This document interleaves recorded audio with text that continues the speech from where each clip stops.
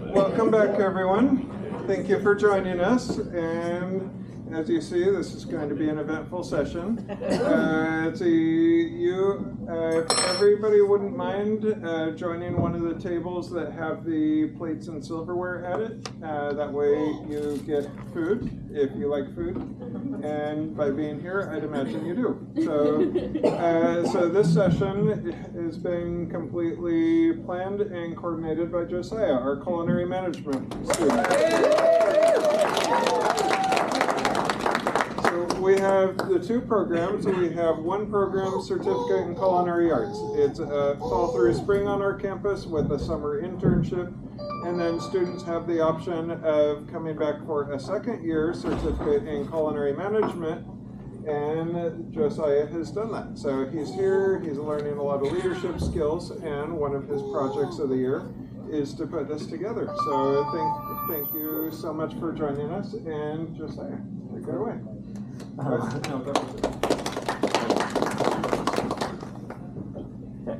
Hi, I'm Josiah, as Chuck said.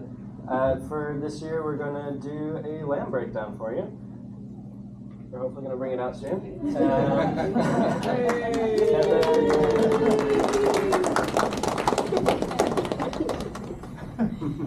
we go. And what did we name our lamb? Larry.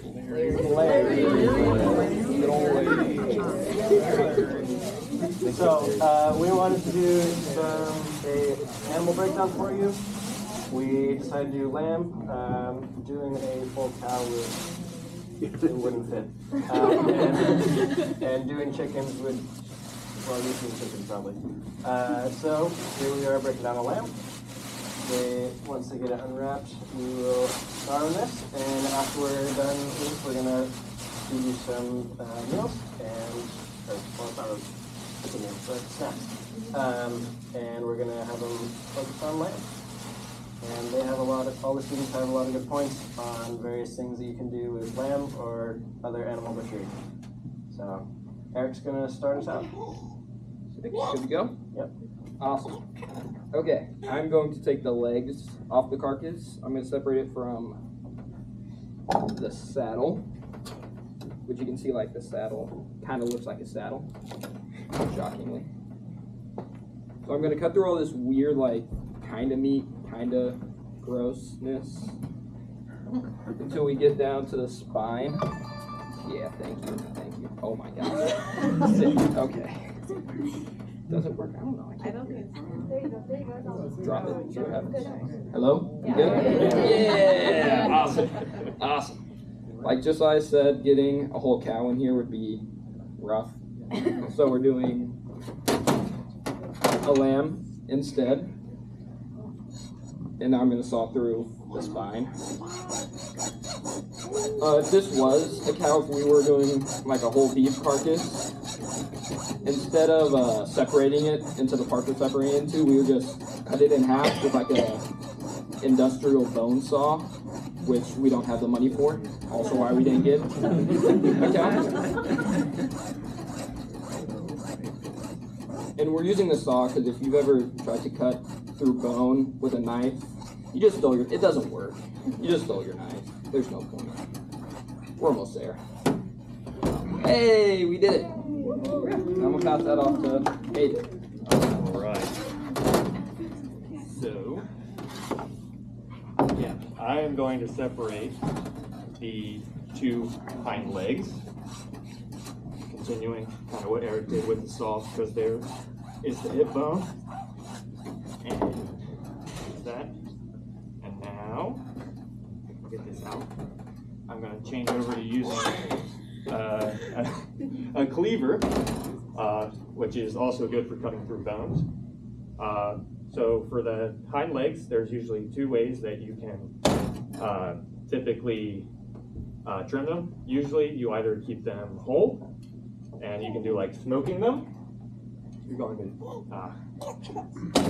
and then the other way is actually called Frenching it, which is kind of like a chicken lollipop, like what you do with the leg. You trim up here and push the meat down, so it's a lot meatier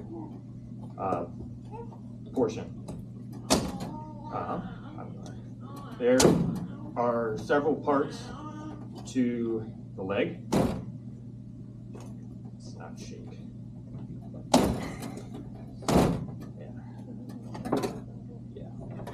One come over. Oh, you still have it.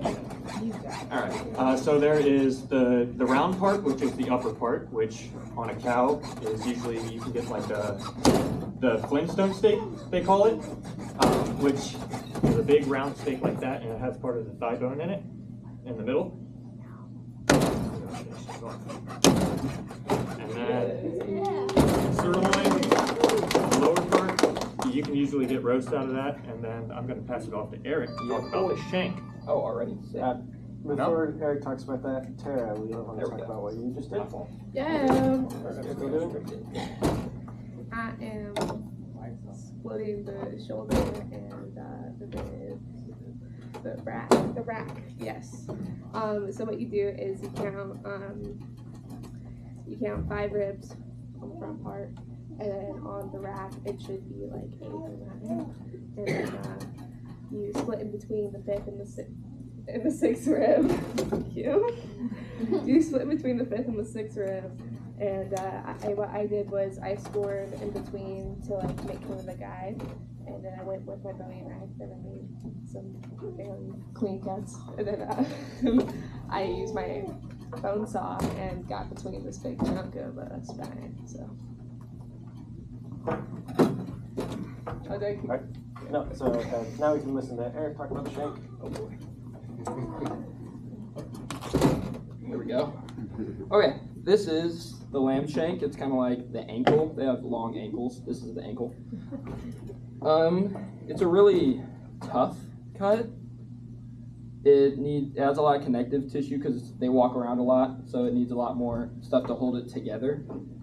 So it wasn't used a lot because, yeah, they just weren't that good. But people have started like braising and stewing them, and it's really good. So it's used a lot more in fine dining and a lot of really cool ways. And Anna's table down the road, they do lamb shanks from time to time. Thank you.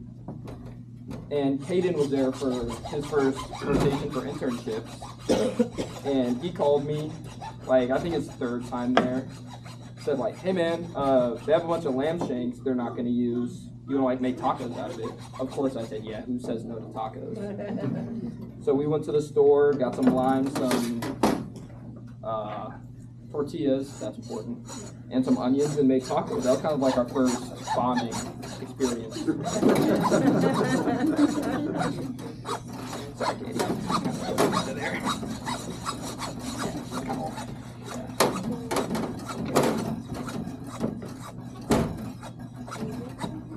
I don't think this is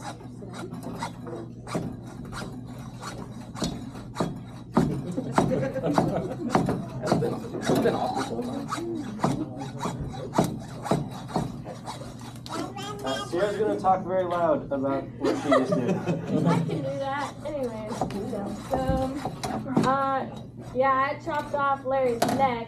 So Josiah was very kind to give me that cut because I had like a mental breakdown watching this happen the first time. Anyways, this is the easiest piece.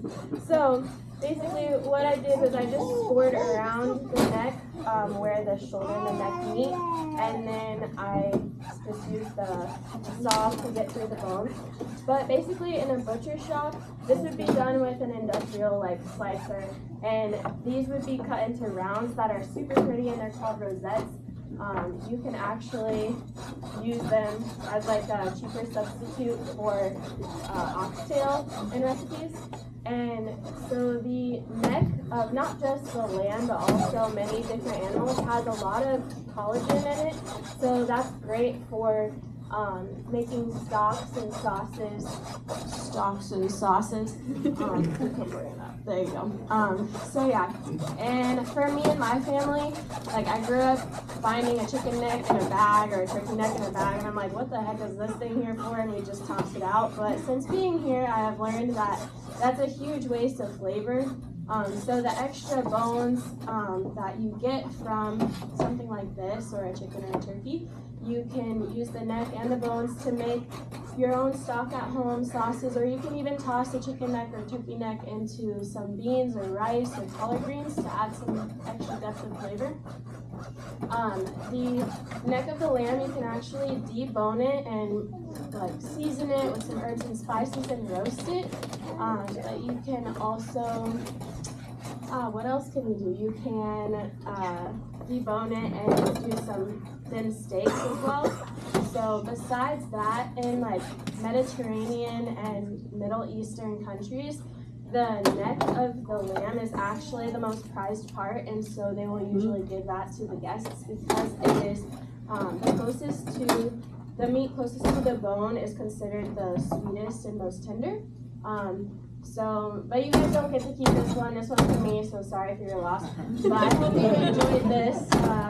Learning about the neck, you know, it was a pain in the neck for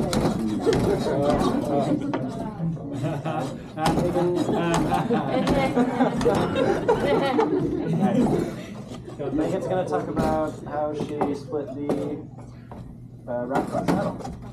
We sawed it in half. So I basically took my boning knife and I just found where the 8th rib is. Some have 9 if you're lucky.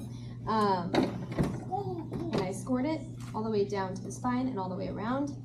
And then I used that saw. It was struggling, but we made it. So yeah, that's the easier part. And then Tara, what did you do with that piece? I cut the rack. I split the rack in half. So what I did was, you got the spine right here. What you want to do is like cut at an angle. That way you want, because like in industrial, you'll see them just cut straight down the middle. That's because again they have a way better saw than we do. And then you just have to go back in and like cut the same part off. So then it's just easier to kind of go around it.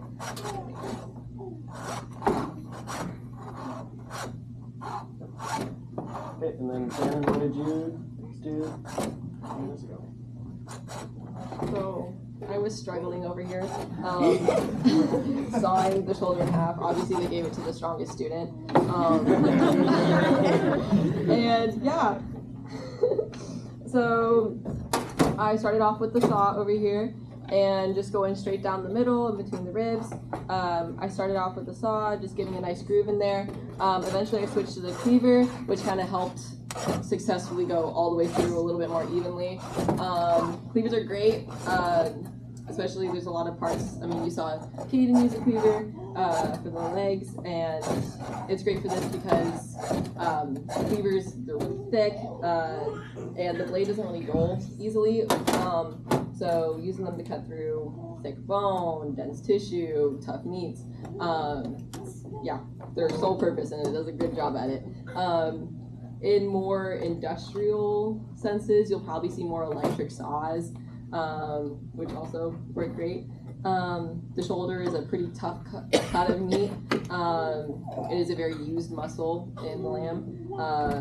So yeah, when you're cooking it, braising it, stewing it is really great to help kind of break that down. Who's next? Okay, I believe Kaden has something. Yeah, I will wait for her to get over here. So I've been working at deboning the thigh.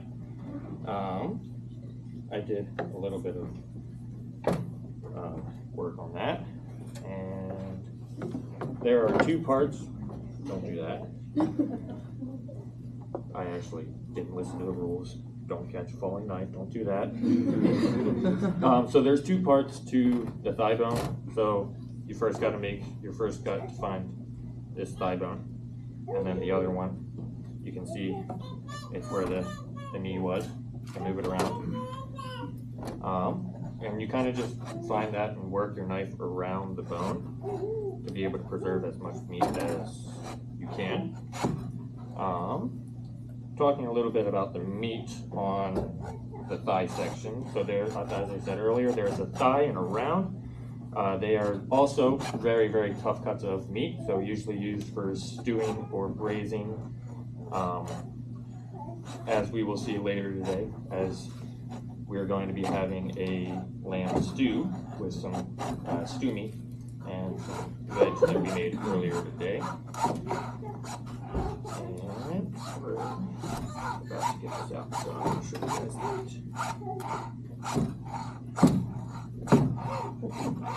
While Caden gets that out, Megan, you want to talk about the pieces you're taking off there? Yeah. So, these are riblets. And this is the back of lamb. And basically, you gotta separate them so that they can be individual things. So, again, I took my boning knife. Scoring is amazing. You go down, then you take your saw again, and you saw at it. You wanna make sure you're doing long, clean brush strokes so you're not murdering your bones. Yeah. And yeah, these are riblets. Crazy enough, in German, these are also called spare ribs. So in German, spare ribs is, sorry if you speak German, I might be saying this wrong, but it's Ribbenspiel. Which crazy enough, means spare ribs or spear ribs. So they would take spear or spit and cook these like so. And yeah, you can use the breast of lamb for bacon, which is a great kosher option. And then you can take the belly, I think you can make bacon out of that as well. And it's great for barbecuing and grilling and stuff. So, yeah.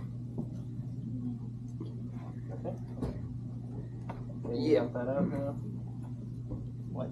You got the bone out now, right? Yeah. Oh, yeah. Yeah, so this is what the thigh looks like.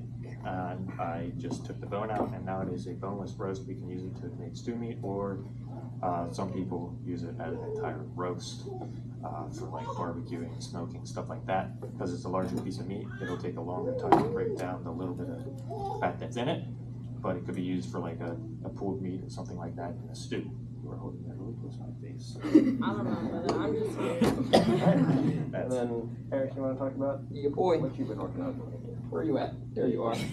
Okay, so this is a piece of meat I took off. Ignore how that's falling off. That's on there. These things that are kind of falling off are the tenderloins. So normally the most prized cut in a lot of meats, like beef tenderloin, make like beef Wellingtons, your filet mignons that come out of there. These obviously aren't very big, so can't really make a steak out of them. But you can like slice them into strips, put them on skewers. You could just roast them whole, have like, you know, the whole little snacks like that. And also what comes off this cut off this very odd shaped bone, never seen a bone shaped like that, is the belly. Like Megan was talking about, you can make bacon out of it. You can, you know, just crisp it up in a pan for a little snack. Just a cool little, you know, chef snack. Yeah. You know, doesn't leave the kids. Alright. So now, Caden and Eric are going to go work on our food for later. See ya.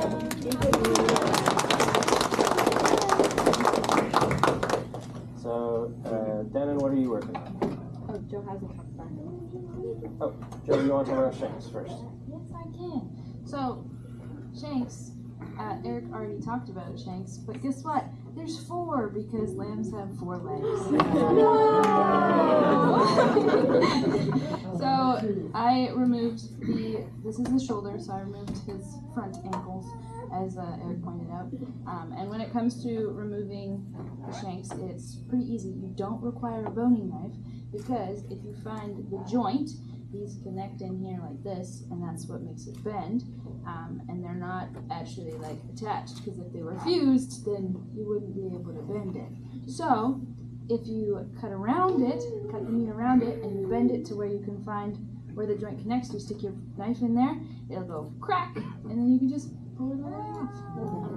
And like Eric explained, these have a lot of connective tissue. So basically, when you guys work out, you're building the connective tissue in your muscles. So that is what makes you strong. And in order to break that down, you need to like cook it slow. So braising and stewing are what work best for these, and it releases a whole lot of flavor. Alright, got it. Okay, what me and Joe are also working on. So remember when Tara said you count 5 down from the ribs and then you split to get the rest of the rack? Well, now we're removing the first 5 ribs because you can't eat those, surprisingly. Well, yeah, it's not gonna taste that good. Yeah, so now we're just trying to get the shoulder separated on its own, and this is what you're gonna use when you're kicking. Yeah, it's taking the first 5 ribs off. Megan, do you have more?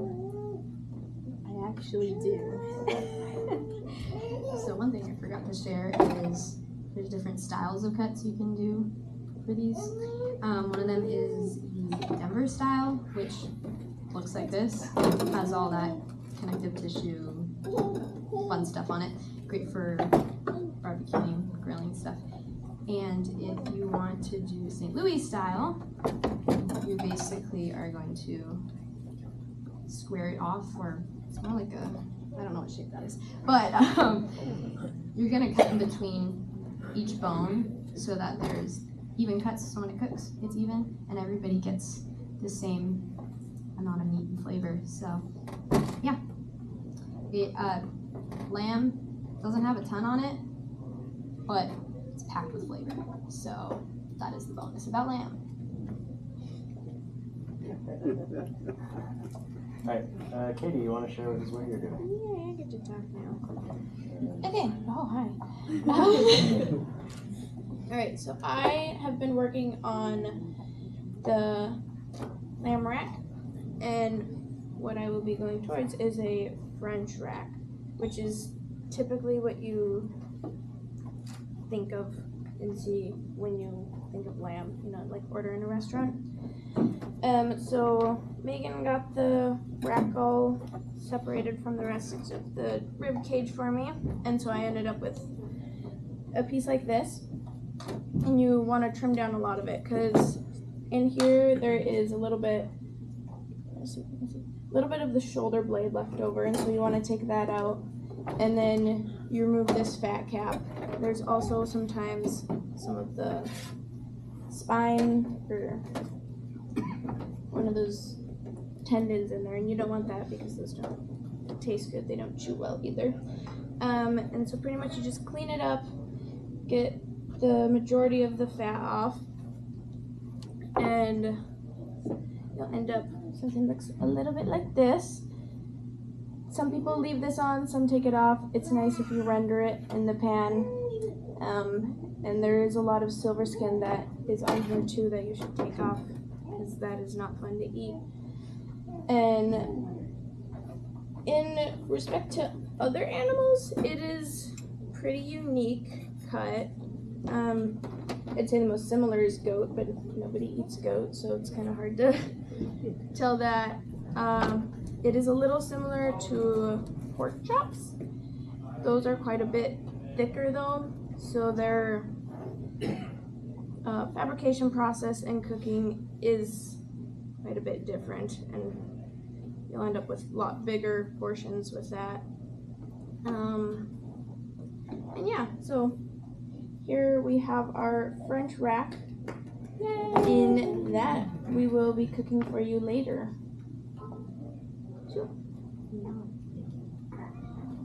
Alright, so Katie, you're going to move your board over, and then we're going to bring up.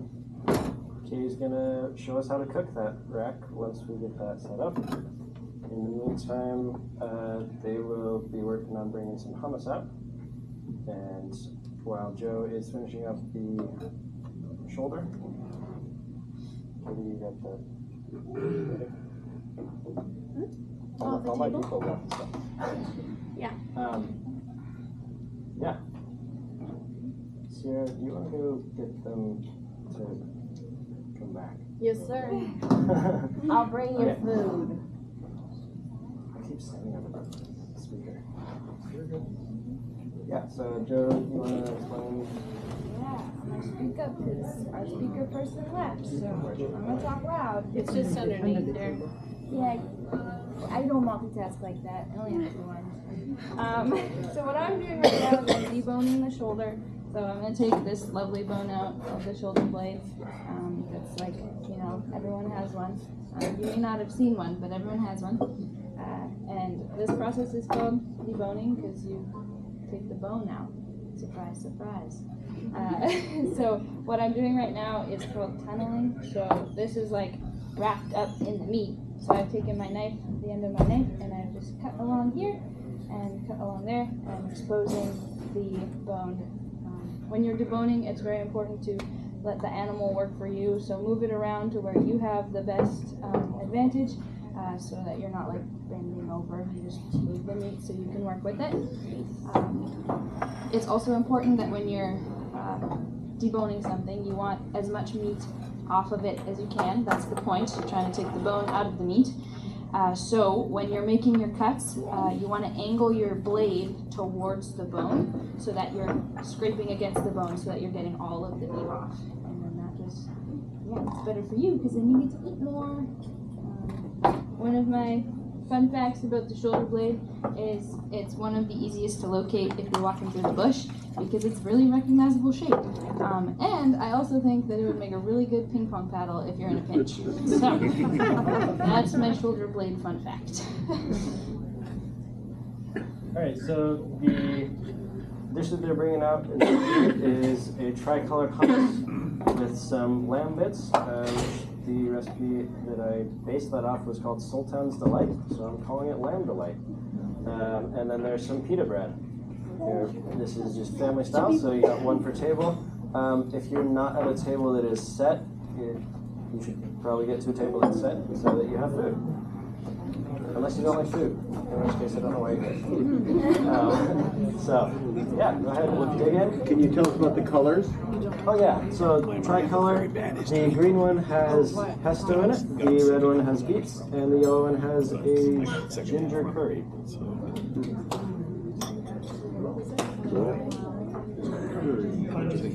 Katie's going to do a demo on how to cook the rack of lamb for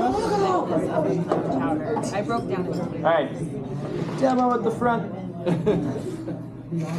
Hi, Demo. Hi, I'm Deb. No, I'm Katie, as you said, and I will be doing a little demonstration on the typical way that one would cook a rack of lamb. So I'm just waiting for the oil to heat up here. Since rack of lamb is probably one of the more tender cuts on a lamb, the most tender cut, I would say, besides the neck. It can be pan-seared and eaten without having to stew it or braise it like most of the other cuts because they're pretty tough. So we'll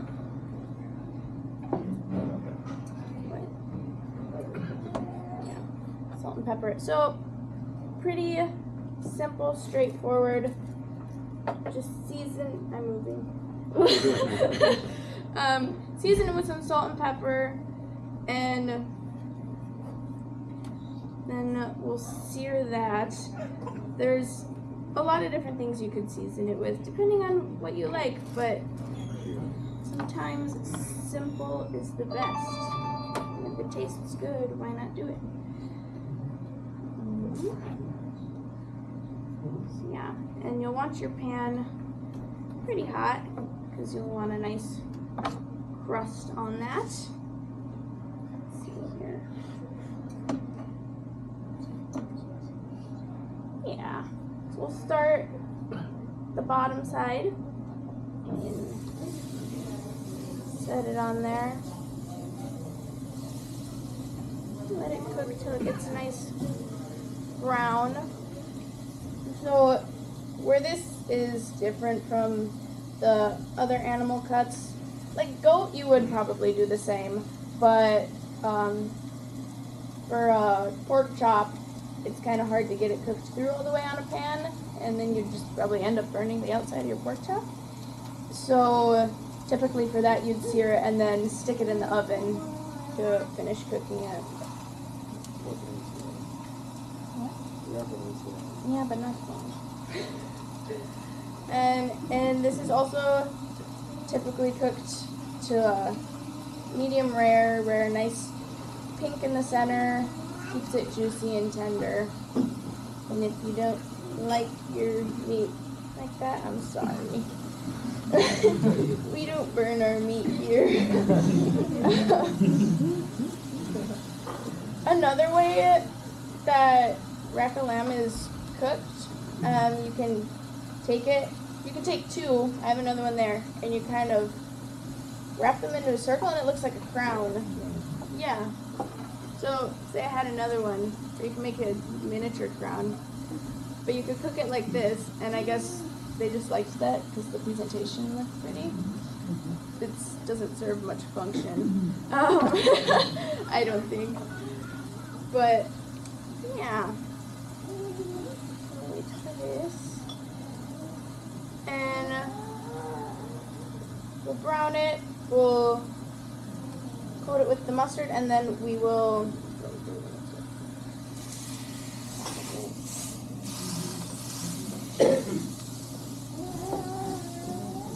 dip it in our panko. And you want to make sure you remember the little strip of fat that I left. Yeah, this here. This little strip of fat that I left on it, that you kind of want to press down on to render, get it crispy, but your fat's not chewy.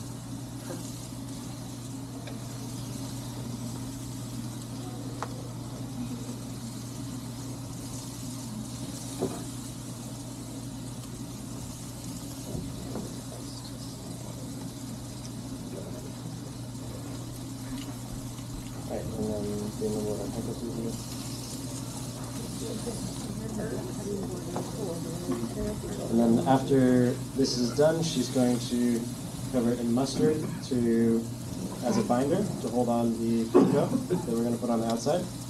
And we're going to bread it. The panko has Italian seasonings and just salt, pepper, some garlic, and a bit of olive oil.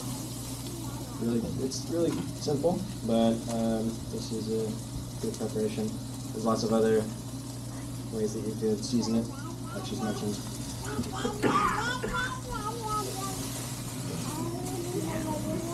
Nice and rendered there, so we'll bring it over here. Do you want to? You just want enough mustard to kind of coat it. You don't want it drowning in it. Just enough so that your breading sticks. And usually you leave that fat strip. Just leave it plain. Let it eat. Another cut that you could take from this is the tenderloin. It's a lot smaller than like a beef tenderloin, obviously, or a pork tenderloin, and so it's not really done often. It's just this little part here, and it's very little. So we'll put this in the breadcrumbs. And I think, because lamb was one of the first domesticated animals and one of the first like livestock animals, and so it's pretty much every culture has a lamb dish, and this cut is kind of just, I guess I thought it was pretty, and it was probably the French, because it's a French rack. Yeah, so we got it breaded. We'll stick it in the oven, and then to make the actual chops, we'll cut right in between the rib bones, and that will be our finished French rack of lamb. And so they will be bringing some of those out shortly for you to enjoy. So how long would you put that in the oven for? We do it until it's like medium rare, so 135. At what temperature? Like 350. It's not super particular. Other questions? Other questions for Katie? Oh no. Plain bread. Pico bread comes in season at all. They are seasoned with some Italian herbs and salt and pepper, garlic, so pretty basic, straightforward, good flavors. Is that yellow mustard or what kind of mustard? It's spicy brown. Yeah, It but doesn't I don't need think to it, Yeah, I don't think it matters what mustard you use. This is what It's we just a have. binder.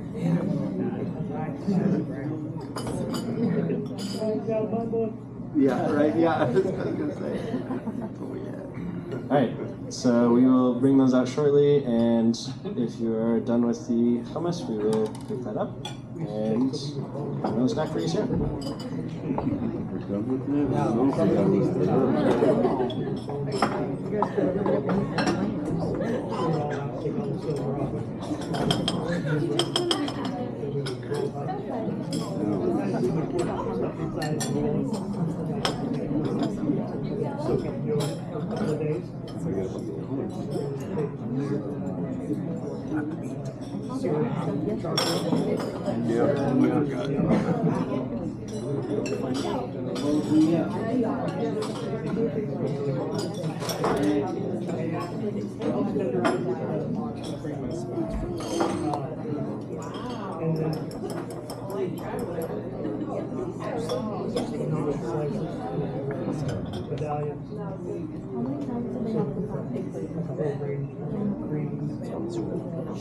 I went through, I think,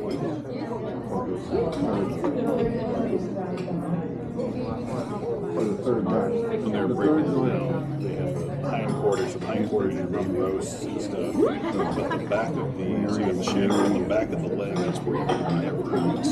This is a lot. If you break, you got the, so on us, it'd be like the quadricep muscle that runs across the front and then the back, the thigh on us in the back. It's two separate muscles. You have one that runs straight down, pretty much. The tendon is up close to, or at least on us, it's close up to the hip into the runs straight up. And then the other end of it runs. Question.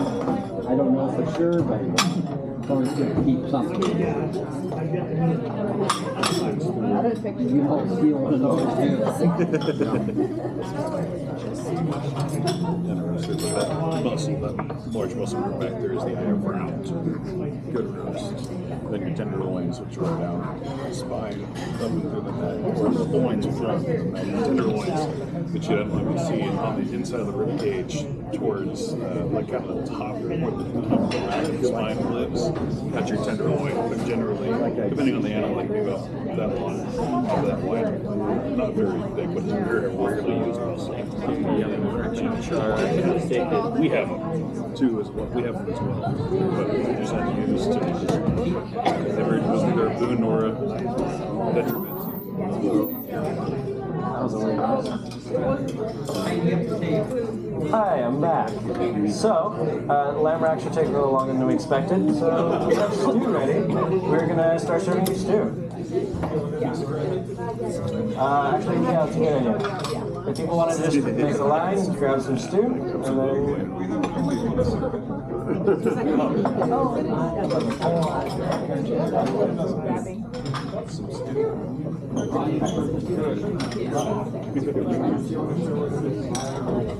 If you'd like to get up and grab stew, that would work well. This is a smoked lamb stew, so we smoked it yesterday, and then we sous vide it overnight so that it's nice and tender. And it is...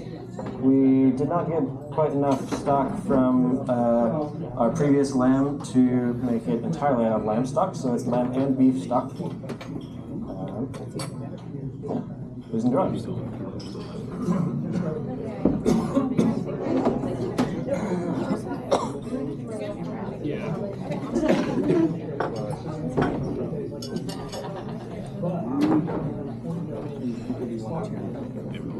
Cleaning, we're taking meat all the way up to the top and the base of the skull most of the time. There's so much.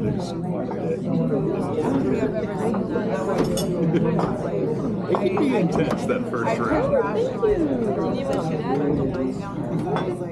Kind of almost there. I mean, I know it. To see it and know are two very different things, and then another one's to do it. No, I don't think so. I was thinking, that would cost me. Oh, because I'm not doing that. Landon's Carl's favorite, he would be I drooling was right like, about right? now. And I was like, no, that's not happening. Next thing you know, you have me stalling through a lamb. Probably knowing it. I don't like that look, Mary. Very nice to see you. How are you today?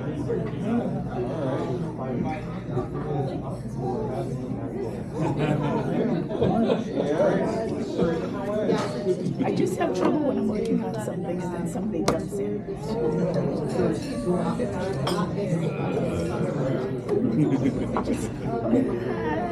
I had a bad for that. And that happened yesterday. I did have it under control. And if I need help, I'm pretty good with asking for help. But yesterday I felt like I had an idea of how I wanted to have things done. I've never done something. I wish sometimes they would just let me do my job. But it's okay. I had to let it go.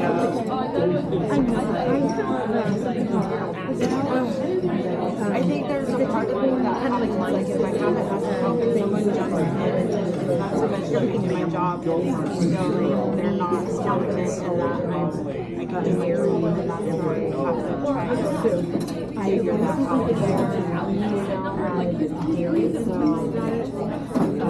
It's really hard to get in and out of the Yeah, we need to start. I was doing the best I could. So answer from you. So it's not. I did actually run out of everything, but it's so funny how someone will walk in after the whole line has gone through and we had to run out of actually everything to finish. So they come to the very end before you actually have time to stop or return the wheel, and they only see the things you're well on or that you're out of. I wasn't out of anything. You just happen to walk in and say, oh, what's going on? And they don't see the challenge that I had. Keep on top of that. So they decided that they were going to have the majority of the people come through at the first lunch, so they had enough time to eat, and so they told me that, and so I knew I was going to have a lot of people come in for the second lunch, and I tried to communicate that, and they went ahead and put all this food out there, and then they're like, oh, all this stuff. I'm like, yeah, it's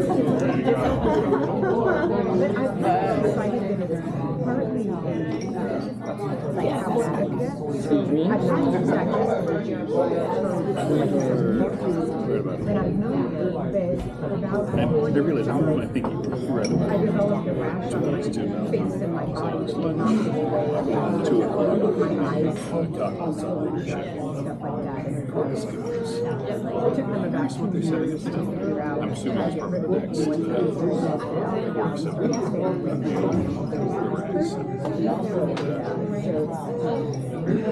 nice to be able to control it.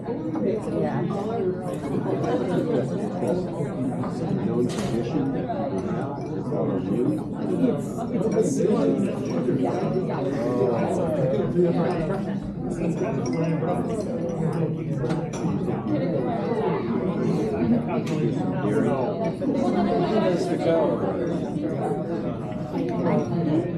We used to spend this so once I stayed away from it for a couple of years and then reinstated. But the dairy I have never responded to as badly as meat or jelly. Wednesday. So I tried meat, didn't work. So I haven't even gone to that.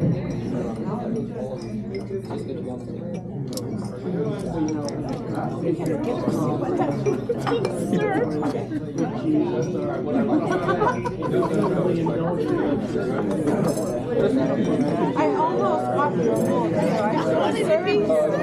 Sorry, I forgot. But I almost did. I was supposed to be The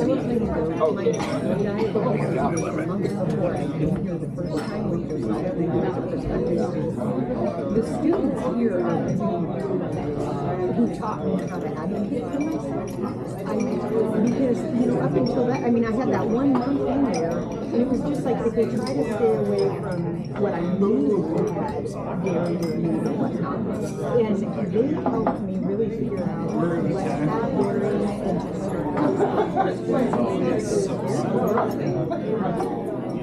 I don't like these, but it's no texture. I like the taste of it. Like I like the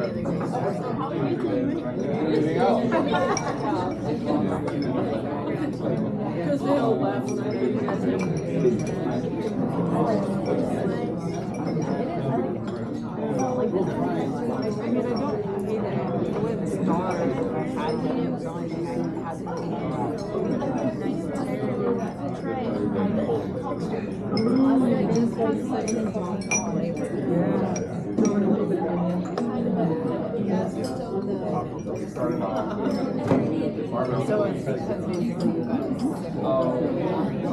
Yeah, for the same reason quiche.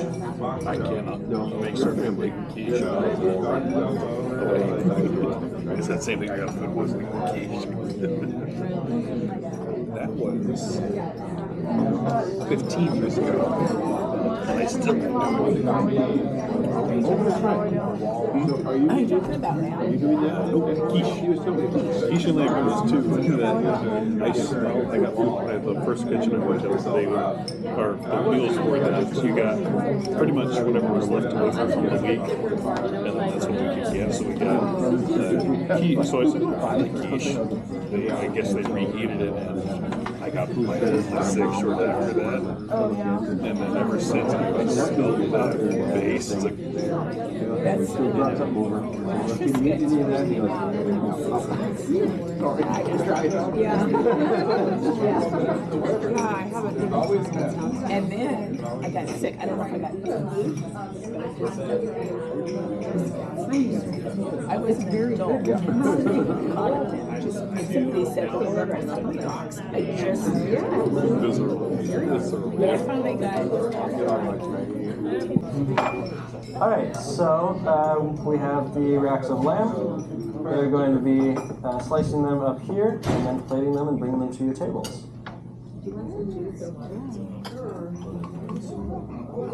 So, welcome to watch them slice rack of lamb. I have a question for the soup makers. Okay. Did you stock out lamb bones for the broth, or did you use it in the broth? Wait, sorry. What was that? You use lamb Did you stock. use the lamb bones and make your own broth? Yes. Stock broth? Okay. Yeah, so we did a practice run of the lamb breakdown about a week ago, and so we used those bones from that lamb to make the stock. How'd you prepare the bones? It's really good. We roasted them and then put them with Miracle water. Okay. Stock. Yeah. Do you Any other cover questions? it or leave it open? The stock? Yeah, when you're making it. If you leave it open, it's going to evaporate, and so you need to add more water. So you keep it covered then?